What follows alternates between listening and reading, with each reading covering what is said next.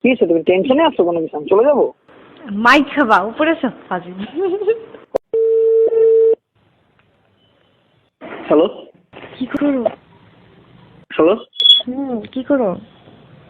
আমি কে? মুনিয়া।